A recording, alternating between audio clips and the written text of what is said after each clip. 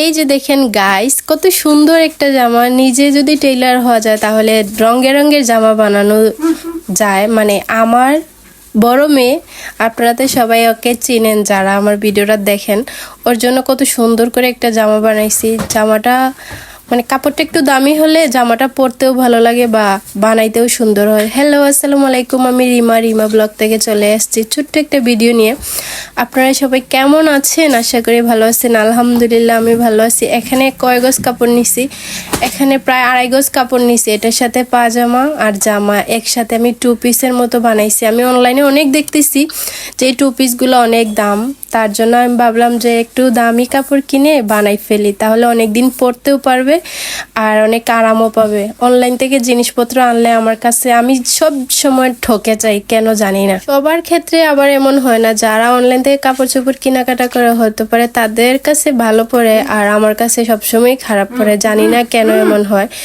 তার জন্য আমি অনলাইন থেকে একদম বিশ্বাস করি না, আর অনলাইন থেকে আমি এখন কিছু আনিও না। আমি একটা গ্লাস আনছিলাম, মানে একটা মিরর কিনে আনছি, তাও এটা আবার ভাঙ্গা পড়ছে। তো যাই হোক, এখন থেকে আর আমি অনলাইন থেকে কিছু আনবো না। আমার যদি পছন্দ হয় আমি মার্কেট থেকে যেয়ে খুঁজে নিয়ে আসবো। আপনাদের কাছে কেমন অনলাইন থেকে কেনাকাটা করেন অবশ্যই জানাবেন। আর এখানে এটা ছিল প্রায় 32 সাইজের বডি। আমি রোজার জন্য জামাটা বানাইছি। আপনাদের যদি কারোর পছন্দ হয় অবশ্যই আমাকে অর্ডার করবেন, যাতে আমি আপনাদেরকে অনেক সুন্দর সুন্দর জামা কাপড় বানাই দিতে পারি। এরপরে চলে গেছিলাম রোজাকে স্কুলে ভর্তি করানোর জন্য। আর এখানে যে এত যে একটা কাহিনী হয়েছে, তো যাই হোক এটা নাই বলি। আর এই যে দেখেন আমি আর রোজা হাঁটতেছি, দুজনের কথা বলতেছিলাম। অনলাইনে এটা 22 তারিখে ডেট ছিল, কিন্তু ওর রেজাল্টই দিয়েছে 22 তারিখে। আর কি যেন সমস্যার কারণে ভর্তিটা হয় নাই। তো স্কুলে যাওয়ার পরে বলতেছে যেন রবিবারে আসার জন্য। তো রবিবারে যাব, দেখি ভর্তি কোনটাতে করাইতে পারি। আর এখানে তারপরে আবার চলে গেছি কমার্স কলেজে। ওর 2টা স্কুলে আসছে, মানে ওইগুলা তো এখন অনলাইনে আবেদন করা লাগে, তারপরে না আসে। ওর সাথে অনেকেরই আসে নাই। তো যাই হোক, ওর আসছে, সবাই ওর জন্য দোয়া করবেন। আর ও যাতে বড় হয়ে ভালো একটা মানুষ হইতে পারে, পড়াশোনা করতে পারে, যাতে বেয়াদব না হয়, সবার সাথে শুধু দুষ্টমি ফাইজলামি করে। আর সবাই ওর জন্য দোয়া করবেন।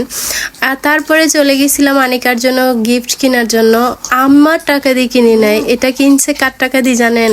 এটা কিনছে রোজার টাকা দিয়ে। ও বলতেছে বাবা আমাকে আনিকার জন্য কিছু কিনে দাও। আমি তারপরে ওকে কত দূর হাঁটাইয়া নিয়ে গেছি জানেন? এই থেকে হাঁটতে আমরা গেছি। ওরা আম্মু ওরে টাকা দেয় কিছু কিনে খাওয়ার জন্য, আর জমাই বোনের জন্য গিফট কিনতেছে। আর এই যে দেখেন জামার ফাইনাল লুক কেমন হয়েছে অবশ্যই কমেন্ট করে জানাবেন কেমন হয়েছে। আর এই যে দেখেন 2টা পিকচার দিয়ে দিলাম, কেমন লাগতেছে অবশ্যই জানাবেন। সবাইকে আল্লাহ হাফিজ।